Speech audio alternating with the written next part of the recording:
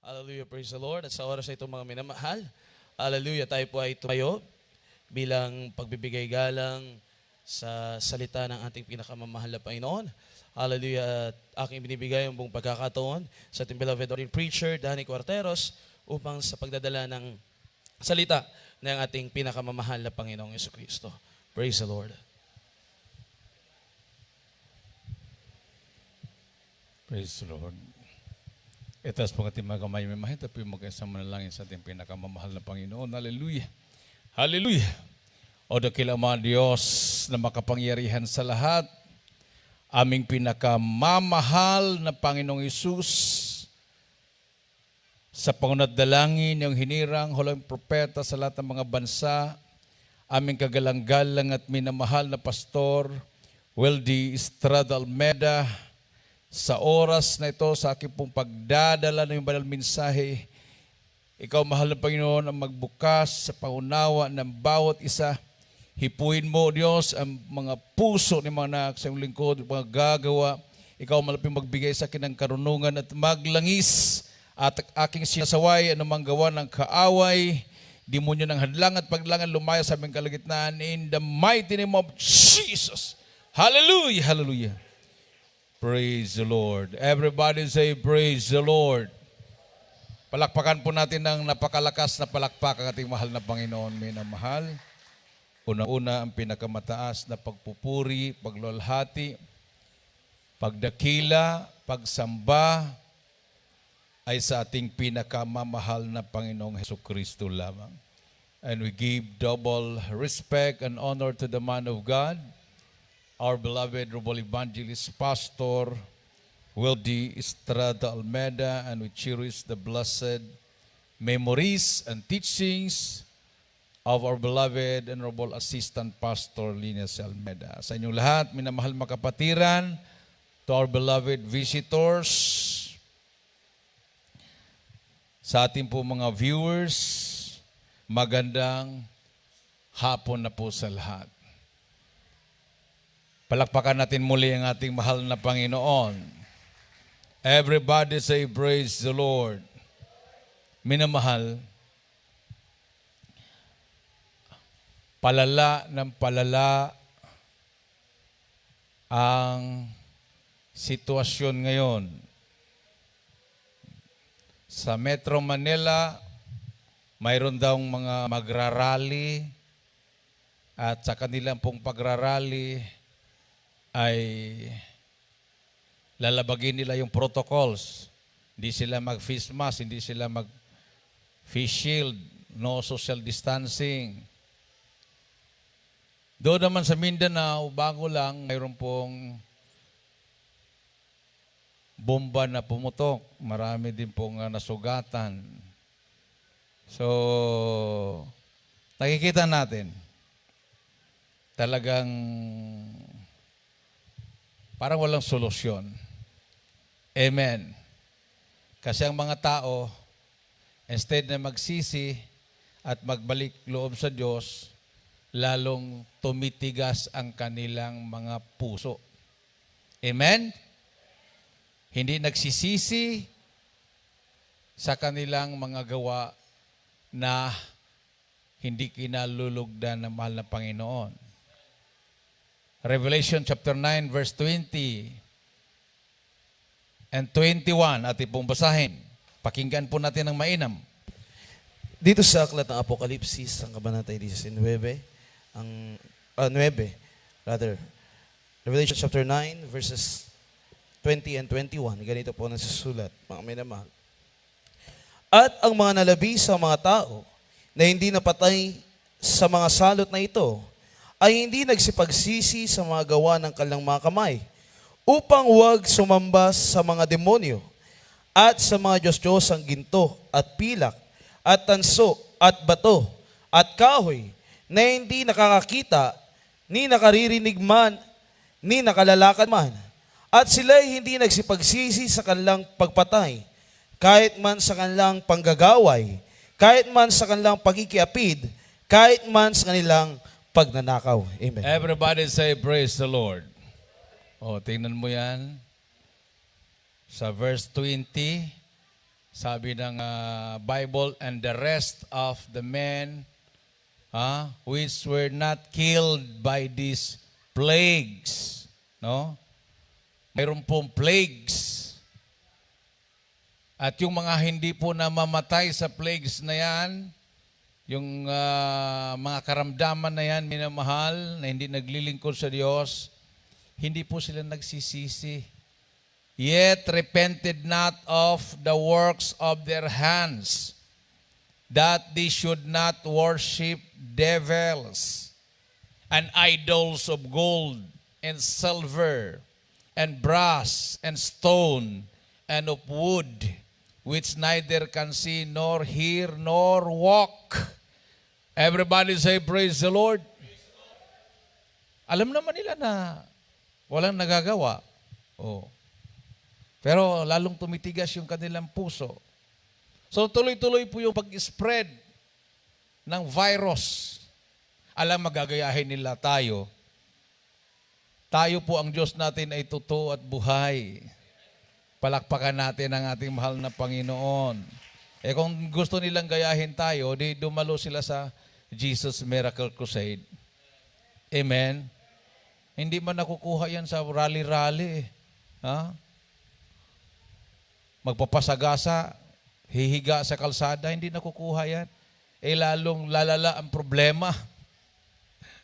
Lalong magdadagdag ng problema.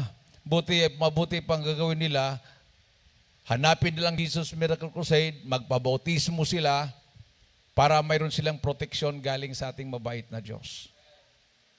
Kaya lang, hindi po nila naunawaan yun, minamahal. Hindi po maunawaan ang mga bagay na yan pag hindi po i-reveal ng mahal na Panginoon sa iyo. Amen? Itong mga sakit na ito, minamahal, bakit wala pong natuklasang gamot yan? Dahil hindi pa ni-reveal ng mahal na Panginoon. Pinahintulot ng mahal na Panginoon para ang tao magbalik loob sa Diyos. Kasi ang mga tao kasi ngayon, dahil sa pag-angat ng technology, madaling magkapera, di ba? Amen? Oo. Daming mga scam ngayon, minamahal. Ang gagaling nila magsalita din. Hello, taga-BDO po to. Ano? Mayroon ba kayong ATM card? Nakukuha, nahahack kasi nila yun eh. Hello, taga-BDO po to. Ikaw ba si ganito? Juan de la Cruz? Opo. Ikaw ay taga-ganito? Taga-Turayong? Opo. O kasi gusto namin na ang iyong credit card ay maproteksyonan. Pakibigay nga yung number ng credit card mo dahil papalitan natin yan. Ay, bigay mo naman. Maya-maya, mayroon pong lumabas diyan sa cellphone mo. Pakibigay nga yung number. Bigay mo naman. Yung pala, nag-order na siya. Ginamit na yung credit card mo. Talaga namang mga scammers. Amen. Yung iba naman nag-order through online. Laptop, pagdating, bato. Everybody say, praise the Lord. Talagang galit ng Malapino. Grabe ng kasamaan ngayon. Amen? Grabe yung kasamaan ng tao. Sabi nga ng Bible, ang mga masama ay lalong sumasama. Ang mga banal ay lalong magpakabanal. So, mapalad yung nakasumpong ng katotohanan dahil lalo siyang nag-iingat na hindi siya magkasala. Palakpakan natin ng ating mahal na Panginoon. So, karamihan naman sa mga napapahamak yung mga taong hindi naglilingkod sa Diyos. Amen. Tapos tayo ang pinagbibintangan. No?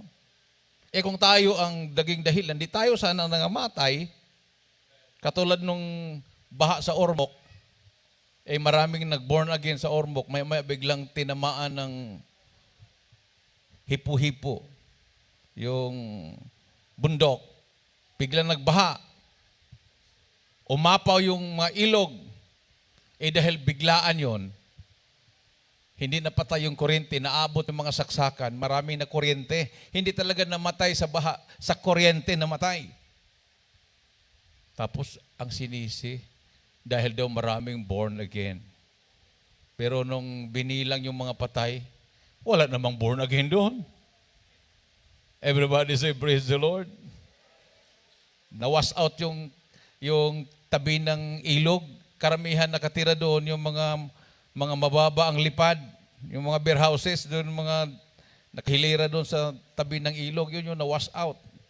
Talagang libo din ang patay doon. Ganon din sa Camiguin Island. Gabi naman yung pagbagsak ng Buhawi. Buhawi. Oh. Yung, alam mo yung Buhawi, hipo-hipo yan eh. Tapos pag dadaan sa dagat, hihigupin yung dagat. Tapos may dala na siyang tubig. Tapos, siyempre, mabigat yan pagdating ng panahon, paghihina na yung hangin, siyempre, ibabagsak yung tubig na nadala niya. Binagsak sa bundok. Tanggal yung mga malaking puno, pati mga bato, talagang landslide. Ay yung kapatiran, kubo lang yung bahay niya. Nagtataka siya, maingay doon yung mga baboy niya. Tapos yung aso umakyat. Di nagpuri siya. Siya pa naman ang naiwan. Wala yung beloved husband niya, nandun yung mga anak niya. Nagpuri siya, nagpuri.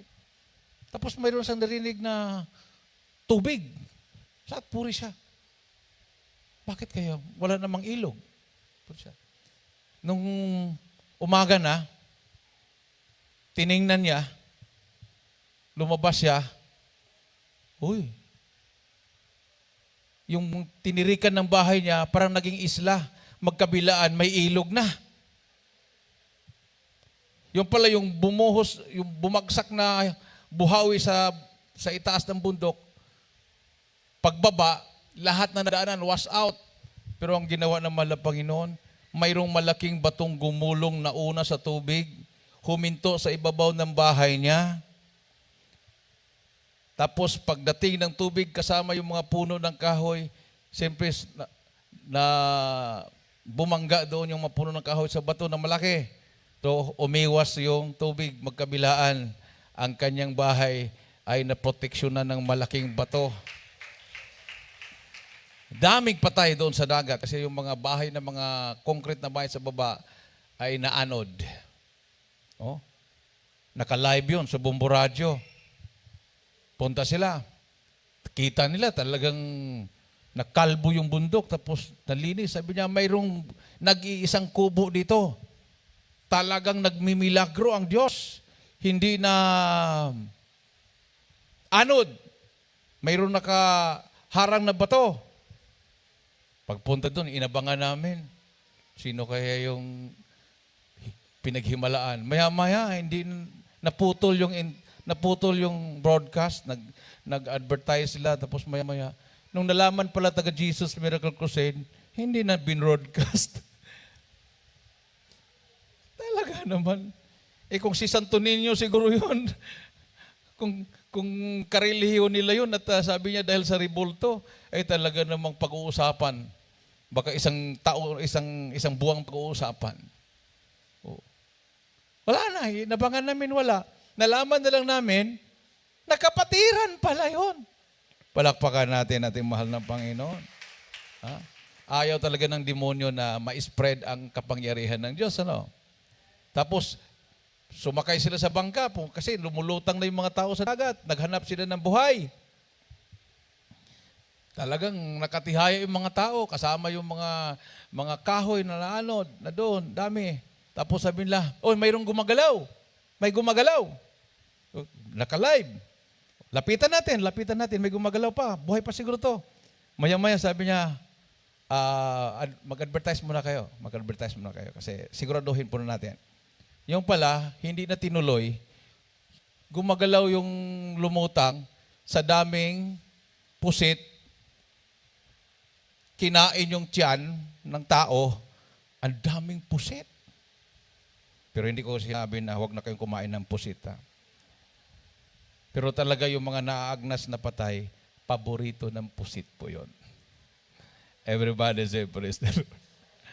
Palakpakan natin ng ating mahal na Panginoon. Pero hindi ko alam kung bakit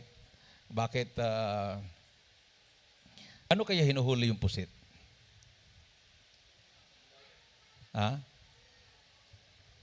Pero may nagkwento sa akin yung pagpuhuli ng pusit, yung patay na aso, nilagay nila sa dagat yon. Maya pag marami ng pusit, ikutan ng yung net, lambat. Kuha na yung mga pusit. Talagang daming pusit yan. Sa bagay, nilinis naman yan ng mahal na Panginoon. Amen. Nilinis naman yan sa gripo Pero nabanggit ko lang yan dahil pinahiya sila ng mahal na Panginoon. Kasi talagang mag-agawan kasi yan Agawan ng balita. Amen. Para maging number one. No? Sa Cagayan de Oro po nangyari yan. Mayroon kasi doong labanan kung sinong number one. RMN at saka Bumbu Radyo. May usok, may tumawag, may sunog dito, sir. Talagang habulan yung kanilang patrol. Kami nauna. Ang kalaban nating radio station ay nasa huli. Pagdating doon, gulong lang pala yung sinunog. Nawala din yung balita. Niloloko na lang sila. Marami talaga mga fake news. Amen. Nung ang malapastor pumasok sa kampo ng Abu Sayyaf, nakita daw yung mga Bible, duguan, at may balita daw, pugot na daw ang ulo ng ibang mga prayer warriors, patay na daw ang mahal na pastor. Nung paglabas, buhay lahat, tahimik na naman sila. Hindi naman nila binawi. Amen. So kung gusto po natin ng tamang balita, ang salita lang po ng Malapino ng tamang balita. The good news. Palakpakan natin ang ating mahal na Panginoon. Baka sabihin nila, hindi naman matagal na yan Lalo na yung Old Testament na yan, matagal na yan. Ganun ba? Ito propesiya to Propesiya. Yung binasa natin kanina, propesiya yan. Book of Revelation. Pagdating ng panahon, nandyan po yung mga salot, hindi lang po COVID-19, tuloy-tuloy yung mga salot. Ang mga tao sa panahon na yan ay lalong titigas ang kanilang mga puso. Amen. Talaga naman. Yung mga patotoo dito, binalita ba yon? Daing na sa COVID? Through prayer, gumaling? Amen? Bible study natin sa Ilagan City kahapon. Yung kapitbahay doon, may sakit. Kung talagang hindi totoo ang Diyos natin, ba't ako pupunta doon? Pagkatapos ng gawain, Brad, kuya, mayroon pong magpalihan. Saan? Nandun sa unahan. Bumaba pa kami dahil matirik yung daan. Baba kami pagdating sa unahan. Inubo, nilagnat, hindi makaamoy, hindi makalasa. Pinag-pray natin. Amen. Mula nag-umpisa po yung pandemic, ilang beses na ito nagpipray ng hindi makaamoy, hindi makalasa. Nakarecover sila. Palakpakan natin mahal na Panginoon. May namahal. Mayroon pang, yan sa IUDMC na yan. Pagdating ko doon, kapatiran, agaw buhay na. Nandun yung mga nurse. Nung nilihans ko, nakaikot pa yung mga nurse Kasi talagang imposible na talaga. Tinawag na yung mga loved ones. Sila mismo nagpatuto, pagtalikod ko, normal, nakahinga. So patunay lang po yan na minamahal na ang gawain ito, ang mahal na pastor natin ay totoong pastor ng Diyos, propeta ng Diyos. Amen. Yung mga imposibleng bagay, karaniwan lang po dito. Amen. O yung nagpatuto kanina, mayroon ka bang gamot dyan? O mayroon. Ipag-pray mo nga. O yun naman, normal yun, minamahal. Normal yun sa iba. Bibili sila ng gamot, pinagpipray yung gamot. Ibig sabihin, hindi pa sila naniwala kung mabisa ba yun. Eh kung ganun, huwag ka nang uminom ng gamot, mag-pray ka na. Diretso. May side effect pa yan eh. Everybody say, praise the Lord. Naranasan ko yan. Umuwi ako sa amin. Hindi pala kalooban ng Malapi noon dahil ang plano ko talaga, nung nasa Leyte ako noon, that was 1990s, mga 93 o 94. Hanggang 94 ako sa Leyte, 92 hanggang 94. Sabi ko sa kasama kong preacher, bisita mo na ako sa amin. Ang Malapi noon talaga nagbibigay ng wisdom. Sabi niya, baka hindi ka na babalik. So inunahan ko na siya. Baka mag-investigate, inunahan ko na. Sabi ko, tingnan mo yung bag ko, yung dala kong bag na pack bag, kung anong dala ko. Tiningnan. Baptismal robe. Wala akong dalang damit pang bihis. Sabi niya, bakit wala kang dalang damit pang bihis? Patunay yan na babalik ako. Uuwi lang ako doon dahil gusto ko mabautismuhan yung mga loved ones ko. O sige, binigyan ako ng pamasahe. Papunta, pabalik, pagkain. No, nung binigay na sa akin, nilihans pa niya ako. Tuwang-tuwa naman ang puso ko. Sabi ko, nakalusot ako. Hindi na ako babalik. Kasi naniwala siya, wala nga ako dalang damit. So kung magtagal ako doon, paano ako? Di babaho ako, wala akong bihis-bihis. Sa isip ko naman, mayroon naman akong mga kapatid doon, pwede naman akong manghiram, pwede naman akong magtrabaho, o patuloy ko yung pag-aaral ko. Kasi ganito pala yung full-time worker. Ang hirap pala. No? Pagising mo sa umaga, magpuri, hindi ka makabisita kung saan ka gusto bisita, kailangan ka pang magpaalam. Wala na talaga. Sabi ko, maglingkod naman ako sa Malapi noon eh. Ayaw ko nalang mag full time. Kasi, ang plano ko, makatulong talaga sa loved ones ko. So, sumakay na ako sa bus. Tumakbo ng ilang kilometro, naputukan ng gulong. Sabi ko, pagkakataon lang yan. Pinalitan ng gulong. Takbo, from Abuyog to Hilongos. Pagdating sa unahan, naputukan ulit ng gulong. Apat naman yung dalang reserba, may dalawa pa. Takbo ulit. Naputukan ulit ng gulong. Isa na lang naiwan. Nagsalita na yung driver at conductor. Mayroon yatang malas na nakasakay dito. Naalaala ko si Jonas.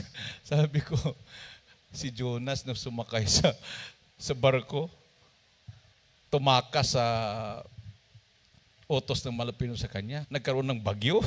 Malulunod na yung barko. Sabi ni Jonas sa mga tripulante ng barko, ihulog na lang niyo ako sa dagat.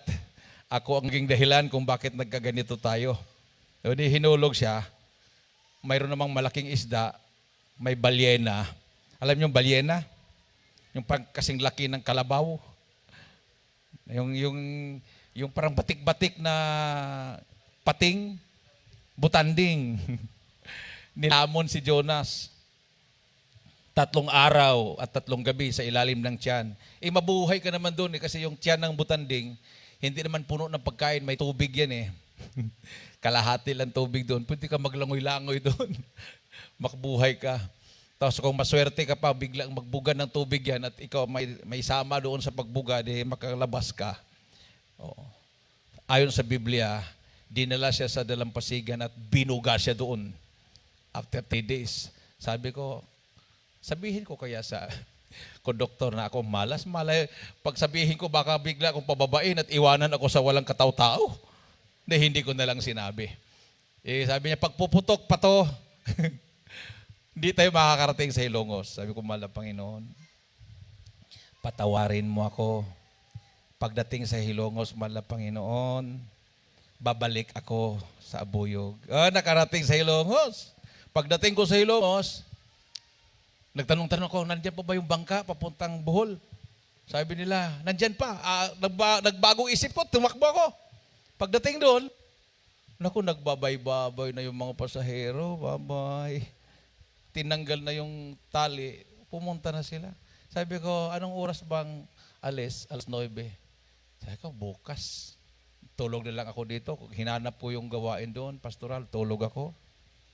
Tapos, kinabukasan alas 7, nandoon ako sa pier, tumungtong na ako sa bangka alas 7 pa. Ako ang pinakaunang pasahero.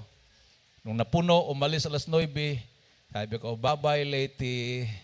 Nakalusot pa rin ako. Maya-maya yung bangka, tug-tug-tug-tug-tug. Namatay ang makina. Sinisid. Pagsisid, sabi nung nagsisid, may nakapulupot daw na lubid sa ilisi. May ilisi ang bangka eh. Ilisi. Sabi niya, pag nasira yung ilisi, wala tayong life jacket, lahat patay tayo dito. Kasi nasa gitna tayo ng Litit, Bohol at high tide na. Laki na yung alon. Talagang tataob kami. Tumawag na naman ako muli sa Diyos. Mahal na Panginoon, gusto ko lang talagang makauwi. Paratingin mo naman sa Bohol itong bangka. Promise, babalik ako. Mayroon naman akong pamasahe pabalik eh. Pinaandar, umandar. Nakarating. Madali sabi, nakarating kami sa Ubay. Mayroong bagong bus na nakaabang. Ay sabi ko, itong bagong bus na to, imposibleng masira pa yan. Bago. Sakay. Travel. Nagbago na naman ang isip ko. Sabi ko, bye-bye, Leti. Nasa Bohol na ako. Nung malapit na kami sa amin, may pangpang na pag dudungaw ka yung kalabaw, parang baboy na kasing laki na ng baboy. Ang taas ng pangpang. Dagat. Tabi ng dagat, liliko yung bus. Bago makarating doon sa pangpang na yon, biglang may pumutok, puk! Tapos tumagilid yung bus. Alam mo yung umiikot sa ilalim? Propeller? Naputol yun. Tumukod. Pagtukod, tumagilid yung bus, mabuti ang bilis ng review ko. In Jesus' name, sabi ko, bumalik yung bus, naging normal. Bumalik. Tapos tumakbo dandahan. Tumalsik yung propeller. Tapos tiningnan namin. Naputol ang propeller. Sabi nila, imposible daw maputol yun. Pagtukod noon, ang tendency doon, matapon kami. Mahulog kami sa bangin. Naputol. Naputol dito. So tumalsik lang yung propeller. Bumalik sa normal ang takbo. Tapos sabi, may malas talaga na Jonas naman na naisip ko. Tapos sabi niya, lipat kayo ng ibang bus. Kasi may ticket naman kayo, hindi pa naman kinuha yung ticket nyo. So lipat kayo sa ibang bus. Tapos, ipakita lang yung ticket. So, lipat ako sa kabilang bus. Pag sabi ko, para. Parang gusto ng konduktor itulak ako. Bilisan mo! Ba't nagalit? May ticket naman ako. Pagbaba ko ng ganon. Galit na galit yung konduktor. Alam siguro niya na ako ang malas Nilakad ko yan mga 2 kilometers mula sa sentro papunta sa amin. Dadaan ako ng sementeryo. Sabi ko, papunta na sa bahay namin. Imposible namang madisgrasya pa ako. Maliban na lang kung makaapak ako ng ahas. Malas na talaga. So, Dahan-dahan lakad, tinitingnan yung kalsada, baka may bato, matalisod ako. Oh, nakarating ako sa amin. Pagdating sa amin, umuwi ka. Oo, sabi ko. Tapos sabi niya, si mama, nandyan, 1 linggo nang nagkasakit. Isang linggo na rin ako nag-isip ng uuwi. Kaya ako, palo na naman yata to. Sabi ko, bakit ma? Sakit. Lagnat ako. Sakit ang katawan ko. Wala akong ganang kumain. Tapos ayaw pa namang uminom ng gamot yan, sabi ng mga kapatid ko. Dahil bautismado na daw sa inyo. Oh, natuwa ako. Sabi ko, yan talaga ma. By faith talaga. Oh, lagnat lang yan ma. So, dito, Lihans. Doon nga sa Liti, mayroon akong binautismuhan doon. Bulag. After baptism, nakakita. Iniwanan ako sa ilog. May epilepsy. Nung nilubog ko sa tubig, nung ilubog ko na yung ulo, biglang bumula yung bibig. Sabi nung mga labuans, Brad, huwag mo nang ituloy kasi pag mamatayan, lagot ka sa amin. May bumulong dito, pag ituloy mo yan, patay. May bumulong naman dito, ituloy mo yan para makita niya ang aking kapangyarihan. Saan bang susundin ko? Ang mga labuans, pag ituloy ko daw, pag mamatay, hindi na ako makauwing buhay. Alam mo naman yung mga waray, mga matatapang yan. May nagsabi dito, pag ituloy ko, mamatay. May nagsabi dito, ituloy ko, buhay. Ari, sinunod ko yung sabi, buhay. So, diniritso ko, I baptize you in Jesus' name. Pagbangon. Uy, normal naglakad. Nakatingin lang sila. Mga Sabadista halos lahat. Wala nang debate. Sabi, grabing himala taga, Brad. Kung natuloy na matay ron, Brad, hindi ka na makauwi, Brad. Sabi ko, salamat. Yung iba sumunod, nagpabutismo. So yun ang naalaala ko. Nilihas ko yung mama ko. Tapos ang lihas ko, punta ko sa ibang kapatid ko, inassume ko na gumaling na. Magaling ka na, ma'am. Lagnat lang yan. Cancer nga, yung mga bulag nga. Jesus mo kasi, walang imposible talaga. Yes. Pagtalikod ko, punta ko sa mga kapatid ko, pagkahapon, yung kapatid ko, binigyan ako ng gamot ng mama natin. Sino nagpabili? Siya. Oh, nagpabili. Basta nagpabili ng gamot, dalhin mo na doon. Pagdating ko, nagpabili ka doon ng gamot? Oo. Ba't ka nagpabili ng gamot? Nilihas kita lalong sumakit Nung nilihas ko raw siya, mayroon nang naramdaman niya lalong sumakit. Hindi wala na siya magawa, nagpabili ng gamot. Ina-insulto na talaga ako. Ma, sabi ko, inumin mo daw to 3 times a day, umaga, tanghali, gabi. Ito sa likod nakalagay, may side effect. Pag ma-overdose ka, may side effect. Magkaroon ka ng high blood, sakit sa puso. Dami, binasa ko pa. Bakit naman mag-overdose? 3 times a day inumin. Sundin ko yan. Bahala na kayo. Basta ako mabukas, babalik na ako sa Leyte. Sabi niya, bakit ang dali-dali? Basta, tigas ng ulo kasi niyo Mabuti pa mga kapatiran, pag sinabing ganito ang gawin, sumusunod. Kayo, hindi. Kung baga loved ones na kayo, hindi kayo sumusunod. Uwi na ako bukas. Hindi siya umimik. Gabi yun. Madaling araw, mga 2:00, 3:00, may nagsasaing. Kasi sabi ko, madaling araw ko, alis mga 4, 5. Mga 2:00, may nagsaing. Pumunta ko sa kitchen. Ma, ikaw nagsaing? Oo, diba? 4:00, alis mo. Wala na yung sakit mo? Wala na. Ininom mo yung gamot? Hindi. Tingnan mo, minamahal. Karakadaka gumaling. Hindi na ininom ang gamot. Sabi ko, dalhin ko na ng gamot, baka matukso ko, itapong ko na to. Sabi niya, ibigay ko na lang yan. Sabi niya, huwag mo nang galawin niya, ibigay ko. Talagang malakas na. Nagkatay pa nga ng manok Tapos sabi niya, hindi ba mabago ang isip mo? Kahit mag-stay ka lang ng 3 days dito. Sabi ko, wala akong damit ma. At saka, gumaling ka dahil sabi ko, babalik na ako. Kasi ang plano ko talaga, hindi na ako babalik. Natakot din sila. Kabalik ako. So, hindi na tayo ang nasusunod ang mahal na Panginoon. Amen. So, itong COVID na yan, minamahal, pag malugod ang Diyos, tapos na ang problema. Amen?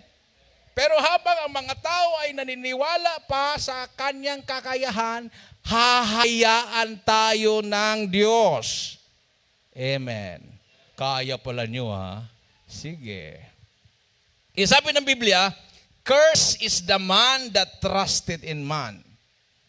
Sumpain ng tao na naniniwala sa tao. At pagpapalain ng tao na naniniwala sa Diyos.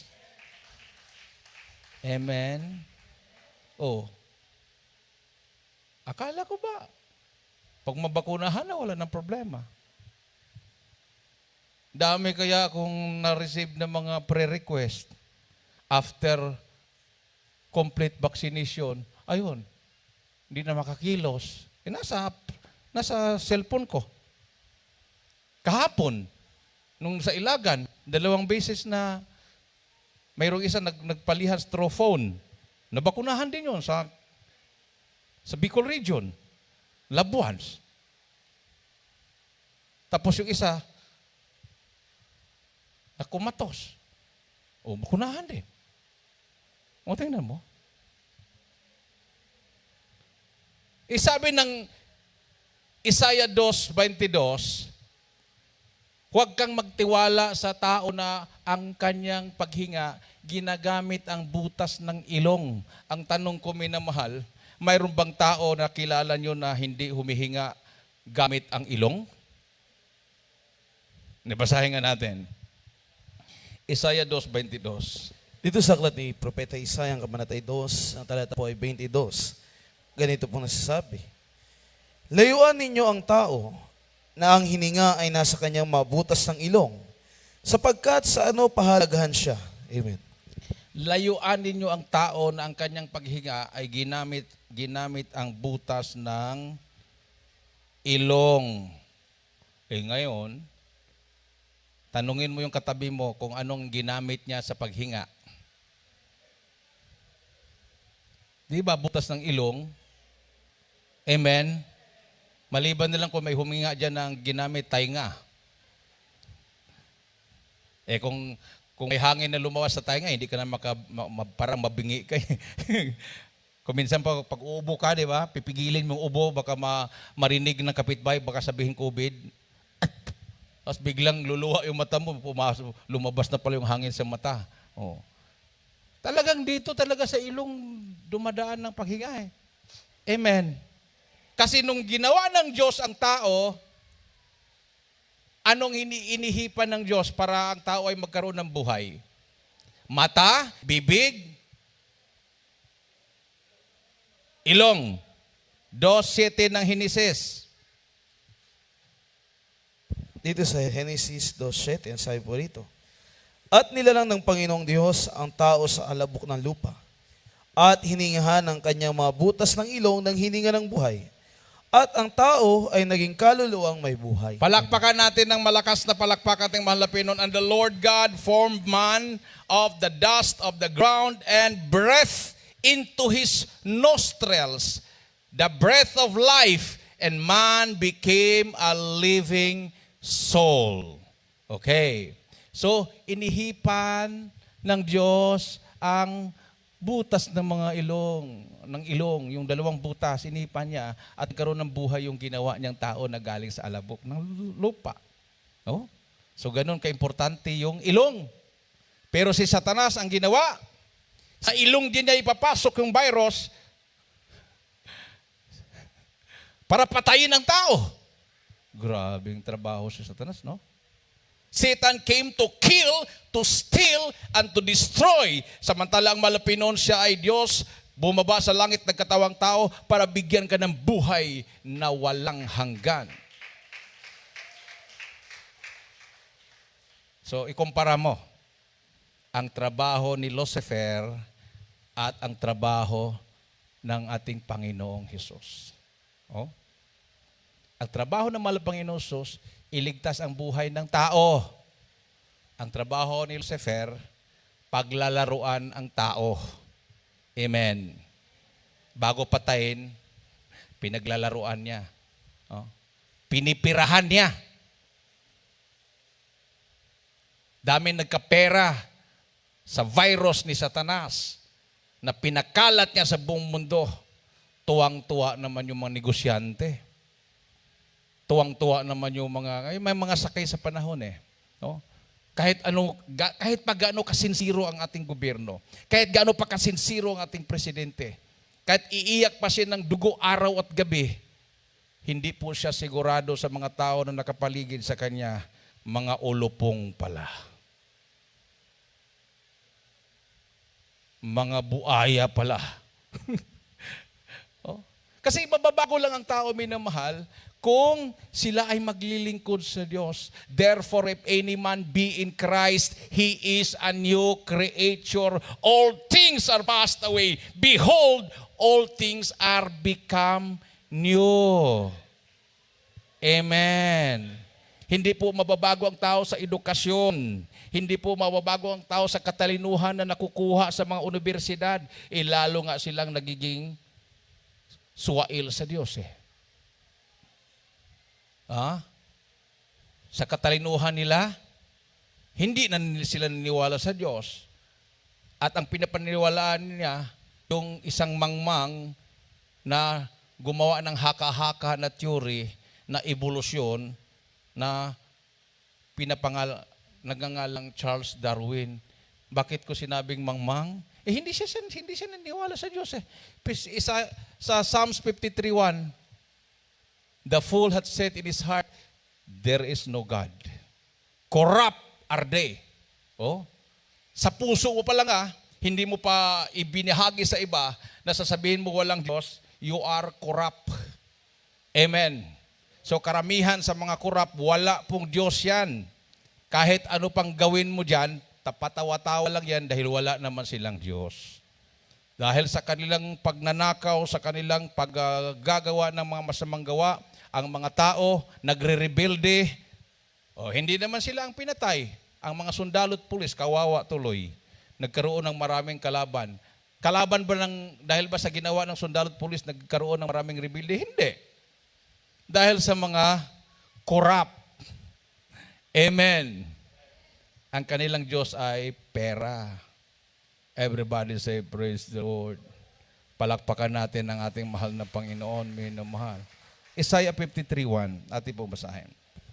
Dito sa mga awit 53:1, sabi po rito, ang mangmang ay nagsabi sa puso niya, walang Diyos, nangapahamak sila at nagsigawan ng kasuklam-suklam na kasamaan. Walang gumawa ng mabuti. Amen. Wala talaga.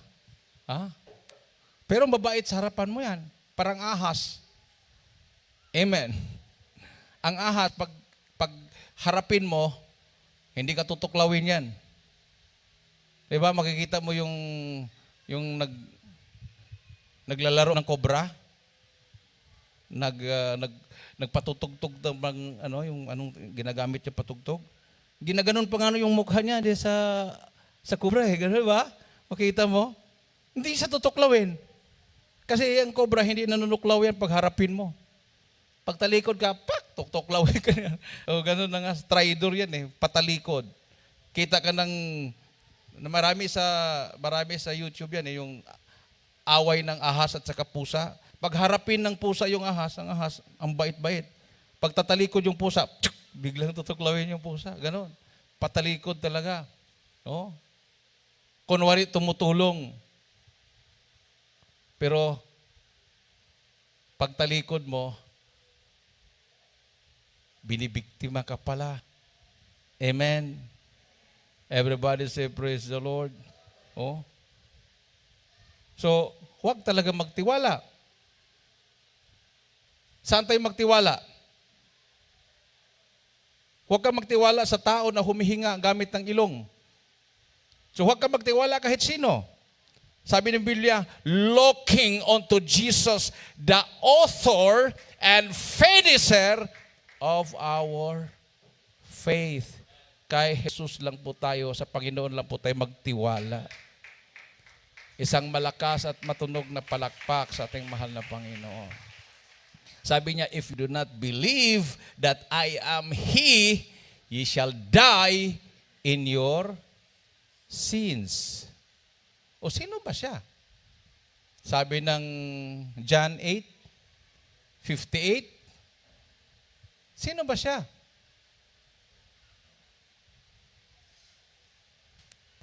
Dito sa Ebanghelyo 1, ang kabanatay 8, ang talatay 58, sabi po rito, at sinabi sa kanila ni Jesus, katotohanan ng sinasabi ko sa inyo, bago ipinanganak si Abraham, ay ako nga. Amen. Ayun. Jesus said unto them, verily, verily, I say unto you, before Abraham was, I am. Bago ipanganak si Abraham, ako nga.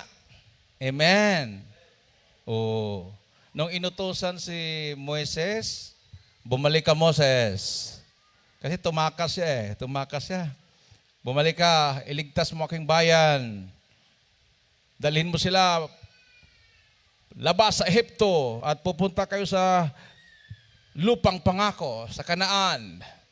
Sabi ni Moises, kung magtanong sila kung sino yung nag-utos sa akin, anong sasabihin ko? Anong pangalan mo? Sabihin mo sa kanila, I am. I am. Pakibasa ngayon. Ito sa Exodo, ang kabanatay 3, ang talatay 13 at 14, sabi po rito. Exodo Chapter 3, verse 13 and 14. At sinabi ni Moises sa Diyos, narito, pagdating ko sa mga anak ni Israel, at sasabihin ko sa kanila, sinugo ako ng Diyos ng inyong mga magulang, at sasabihin nila sa akin, ano ang kanyang pangalan? Anong sasabihin ko sa kanila? At sinabi ng Diyos kay Moises, akong yaong ako nga. At kanyang sinabi, ganito ang sasabihin mo sa mga anak ni Israel, sinugo ako sa inyo ni ako nga. Amen. 13 to 14. Nasaan yung 14? And God said unto Moses, I am that I am. And he said, thus shalt thou say unto the children of Israel, I am hath sent me unto you. Amen. Sabi ni Kristo, before Abraham was, I am. Amen. Malinaw, minamahal? Ha? Paano sila gagaling? Paano sila proteksyonan? Hindi nila kilala si Jesus.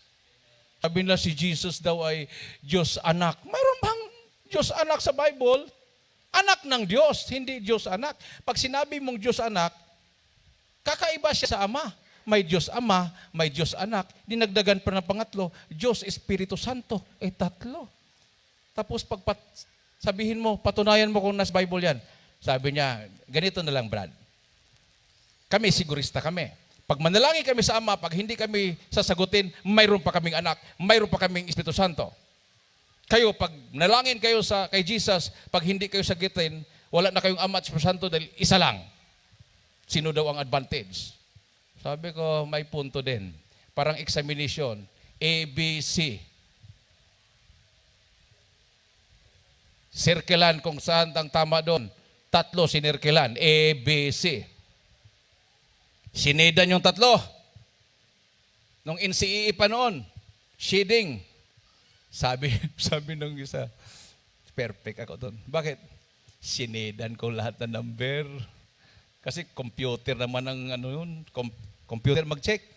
So pag-check ng computer, o maramdaman ng computer, may shade, halimbawa 4, check. Sa sunod naman, kasi lahat na number, sinidan niya perfect na siya. Nung kinuhang resulta, negative pa. Akala niya, hindi ma-detect sinuka ng computer yung ganyang papel. Sigurista, 0 naman. Kasi hindi nga nila alam. Ama, Anak, Espiritu Santo, tatlong Diyos. Isa lang. Amen. Sabi nga ni Kristo, yung mga himala na aking ginagawa, hindi ako ang gumawa, kundi ang Ama na nasa akin.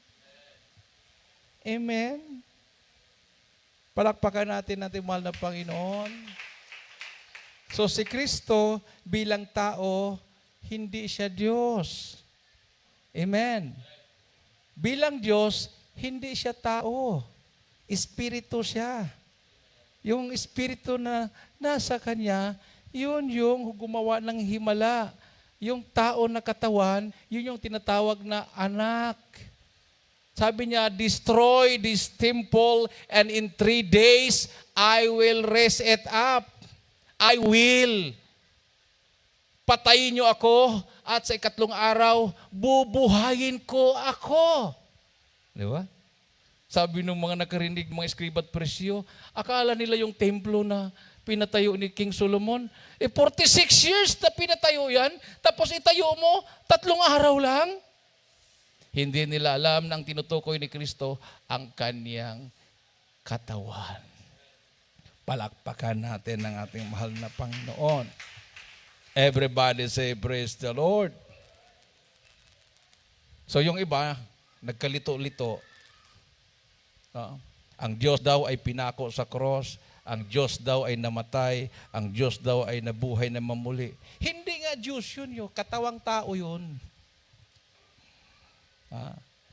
Never mong maipako ang Diyos dahil ang Diyos ay Espiritu. Amen. Di ba sabi niya, Ama, Ama, bakit mo ako pinabayaan? Nung ipinako sa cross, kailangan talaga ang Diyos aalis doon sa katawang lupa para mamatay ang katawan. Everybody say, praise the Lord. Kasi pag hindi siya aalis doon sa katawang lupa na yon, ay hindi mamatay yung katawan. Si Pedro nga, nung pinutulan ng tainga, di ba? Ng sundalo, kinuha ng malapinoon yung tainga na naputol, binalik. Alam mo Pedro, ang mabuhay sa sandata ay mamatay sa sandata. Binalik yung tainga, bumalik. Bumalik, naputol na yun Binalik. O di, grabing kapangyarihan yun. O kung hindi siya aalis sa katawang lupa, hindi siya mamatay. Pero sabi niya, in 3 days, bubuhayin ko ang sarili ko. Totoo nga. Hindi po siya nanatili doon sa libingan, siya'y nabuhay muli. Amen. Nung nabuhay siya muli, hindi na po yung katawang lupa yon, glorious body na po yon. Nagtago o nandoon sa loob ng kwarto yung kanyang mga alagad, nakasarado yung pintuan, bigla siyang pumasok na hindi binuksan yung pintuan. Sabi niya, peace be with you. Gulat sila. Ano to? Espiritu? Sabi niya, hawakan niyo ako. Hinawakan, hindi naman espiritu. Pero lumusot na hindi nabukang, sarado yung pintuan, lumusot. Yun po yung glorious body. Amen. Katulad ng rapture, halimbawa, nandito tayo gawain, hindi ko alam kung anong gawain yon, basta may revelation na ang pagbabalik ng Malapaynon na taon sa gawain. So, pwedeng Miyerkules, pwedeng Biyernes, pwedeng Linggo. Hindi naman sinabing Linggo. Karamihan pa naman, pag Linggo, perfect attendance tayo. Amen.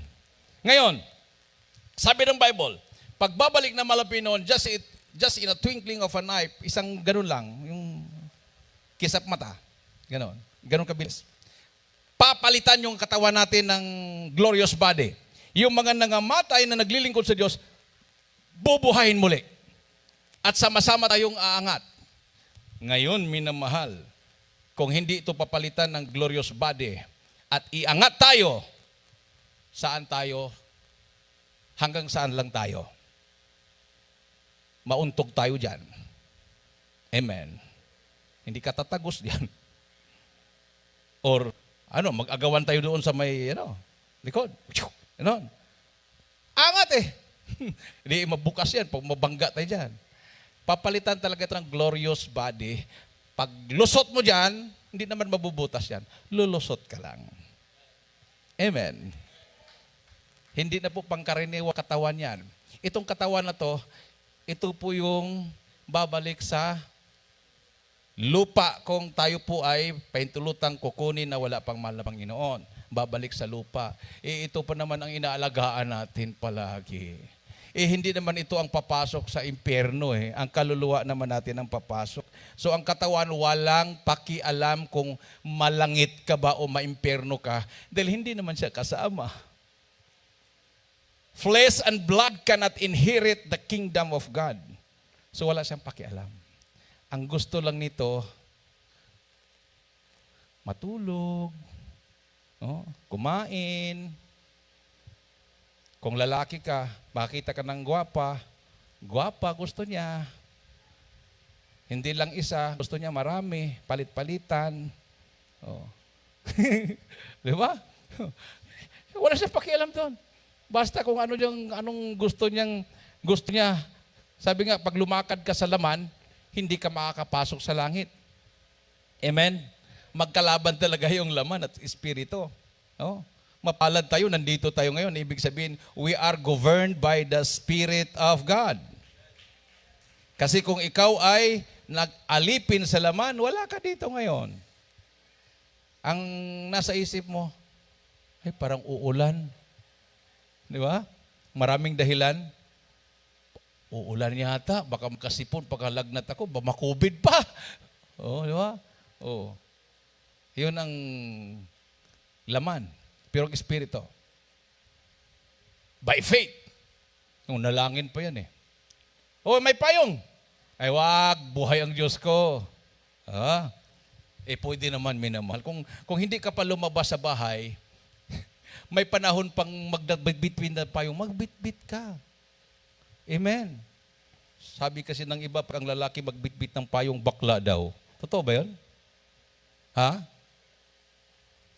Ako ganyan ako Galing ako sa dormitory, tapos babagsak na yung ulan, may payong. Kwarteros, payong. Wag na. Kalagitnaan, papunta sa room, bagsak yung ulan. Basang sisiw ako ngayon. Hindi ayaw kong magdala ng payong Yung iba talaga magdala. Mayroon kasi ako nakikita din na nagdala ng payong, pink pang kulay. Tapos pakinding-kinding na gano'n. Parang na-discourage din ako. Pero protection po yan. Amen. Yung katawan natin ay templo ng Diyos, ingatan po natin. Palakpakan natin ang ating mahal na Panginoon. Huwag po nating sadyain. Pero kung talagang nakaalis ka na, babagsak ang ulan, bahala ng mahal na Panginoon. Tulad ng kapatiran sa Leyte. Nagbilad ng palay. Natapos siyang magbilad. Magbihis na siya dahil dadalo sa gawain. Ayaw niya magpalit. Alas 7 mag-umpisa. 6:30 nandoon na, alas 7. Ayaw talaga niya magpalit, magpuri. Naku, nakita niya. Paparating na yung ulap na maitim. Bumagsak na doon sa bundok ng Visayas State College of Agriculture, VISCA. Tapos paparating na. Kung ilagay pa niya sa sako yung palay, aabutin pa siya ng isang oras, maliit na siya sa puri. Sabi niya, Lord, doon na nilatag sa sementado. Lord, huwag mong paulanin kasi pag ulan, dinadaanan pa naman ng baha to, wala na akong palay. Bantayan mo, Lord, ang palay ko. Grabe, inutusan pa. Pero sabi nga ng Bible, pag sumunod ka sa mahal na Panginoon, sabi ng mahal na Panginoon, command ye me. Utusan niyo ako. Pinabantayan pa, Lord, ikaw nang magbantay sa palay ko. Dalo siya. Kalimutan niya ang palay niya. Kahit umulan na doon sa chapel. Hindi niya inisip. Sabi niya, yung palay ko, binantayan ni Lord. Talagang ang Panginoon ang nagbantay. Pagkatapos ng gawain, nagpalians pa siya. Pagkatapos, umuwi. Pagdating niya, hindi umulan doon sa baryo nila. Hindi umulan. Paspas siya. Sinako. Yung iba hindi nagtuloy na nagbilad. Siya lang. Tiningnan siya ng mga kapitbahay. Sinako niya. Tapos, pinasok sa ilalim ng bahay. Tamang-tamang natapos, bumagsak yung malakas na ulan. Bumaha. Bumalik sa pastoral house. Nagpatotoo, Brad, grabing himala ng Malapinon. Pinabantayan ko yung palay na binilad ko, binantayan niya. Talaga naman. Sabi ko, ganun ba? Tapos pinapatotoo niya sa yung pastor nila na dati. Sabi nung pastor nila, ba't ka lumipat doon? Diyos doon, nagmala. Doon binagong buhay ko, doon ako pinagaling. Doon natanggal ang bisyo ko. At ang Diyos doon, pwede mong utusan. Nagbantay sa palay ko, pinantayan. May araw pa. Lumabas yung araw. Talagang natuyo yung kanyang palay. Sabi nung kanyang pastor, hindi ako makipag-usap sa'yo dahil wala ka namang alam, hindi ka naman marunong magbasa. Tapos pagdadalo ka pa, dalawa pang Bible mo. Mayroong pang English, may Bisaya pa. Hindi ka naman marunong magbasa. Ano bang natutunan mo doon sa Jesus Miracle Crusade? Sabi niya, Pastor, Acts 2:38. Ano yun? Bahala ka na, basahin mo. Ikaw naman marunong magbasa eh. Sabi niya, papuntahin mo lang dito yung preaching niyo. Brad, imbitado ka sa pastor namin. Hindi ko naman alam, debate pala ang pakay. So Brad, kayong membro namin na yan, nakapunta sa inyo. Parang panatiko na. Bakit? Binigyan pa ko ng versikulo ng Acts 2:38. So sabi ko, ano ngayon? Isang tanong, Brad, isang sagot. Sabi niya, sino bang sundin natin? Si Pedro o si Kristo? Sabi ko, anong ibig mong sabihin? Si Kristo nagsabi, bautismo sa pangalan ng Ama, Anak at Espiritu Santo, siyang nagutos. Si Pedro, sabi niya sa pangalan ng Kristo. Sino ba sa kanila ang susundin natin? Si Pedro, si Kristo. Sabi ko, pwede ba na ang sagot ko ay tanong din? Pwede, sabi ko. Si Pedro ba ay sumuway sa utos? Hindi rin makasagot. Hindi rin siya makasagot. Sumuway ba si Pedro sa utos? Kasi hindi naman ikaw ang inutusan. Ang inutusan sila si Pedro. Bautismo sa pangalan ng Ama, Anak at Espiritu Santo. Tapos yung pagsunod nila sa pangalan ni Kristo, sumuway ba si Pedro? Hindi sumagot. Sabi niya, Brad, bautismuhan mo na lang ako, hindi na tayo magdebate. Palakpakan natin ang ating mahal na Panginoon. So, dinala ko sa ilog. Sabi ko, dito po, Pastor. Hanggang tuhod. Sabi niya, pwede ba doon, Brad? Saan? Yung nagragasa yung tubig, yung nagragasa. Bakit, Pastor? Marami akong kasalanan eh. Para pag doon ako bautismuhan, maanod lahat. Sakit yung kasalanan ko. Naku, minamahal. Pinagbigyan ko lang, baka magbabago-bagong isip. Punta kami sa gita. Paano to, Pastor? Walang mag-assist sa'yo dahil maanod na tayo. Sige, Brad. Gusto ko dito para hindi na babalik ang kasalanan ko, maanod. Nag-pray ako. Hinawakan ko siya. Paglubog ko, bautismuhan kita sa pangalan ni Kristo para mapatawad ng kasalanan. In Jesus' name, binitawan ko. Naanod pati siya, anod siya. Mabuti lang marunong lumangoy. Mula noon, nagbago ang buhay niya. Palakpakan natin ang ating mahal na Panginoon. Everybody say, praise the Lord. So para sa mga hindi pa nabautismuhan, bago nyo masalubong si COVID, hindi nyo alam kung saan nyo masalubong, magpabautismo na kayo. Now is the day of salvation. Now is the accepted time. Amen. Inanyahan ko po yung mga baguhan dito sa harapan. Magpabautismo po kayo, minamahal. Uso pa naman ngayon yung lagnat at sipon, di tag-ulan na. Kahabagan ng Malapinon, isang taon mahigit na tayo. Nandiyan ang pag-iingat ng Malapinon sa atin. Ang Diyos natin ay buhay, ang Diyos natin ay totoo, ang Diyos natin ay makapangyarihan. He is the same yesterday, today, and forever. Hallelujah. Awitan po natin ating mahal na Panginoon, ating po mga instrumentalists and singers. Sa ating mga viewers, tanggapin po niyo ang mahal na Panginoon. Kung saan po kayo naroon, magtanong-tanong po kayo dyan kung nandyan ba ang Jesus Miracle Crusade sa inyong lugar. At dalhin na ninyo ang inyong buong sambahayan. Ipamahagi niyo sa ibang tao. May kaligtasan. May solusyon sa virus na corona na yan. Kapangyarihan ng mabait na Diyos. Through Jesus Miracle Crusade International Ministry. Yun lang, minamahal ang panawagan ng malapay noon.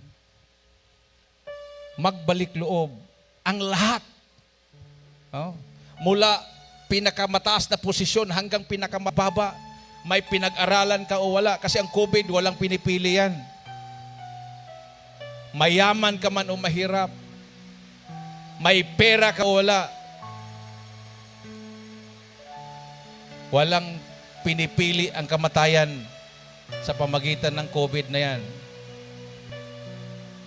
Ang panawagan ng mahal na Panginoon, "Come unto me, all that labor and are heavy laden, I will give you rest." Makapagpahinga ka dahil gumaling na yung sakit mo. Nalutas ng problema mo. Nagbabago na ang buhay mo. Hallelujah. Itaas ang ating mga kamay, awitan po natin, mahal na Panginoon.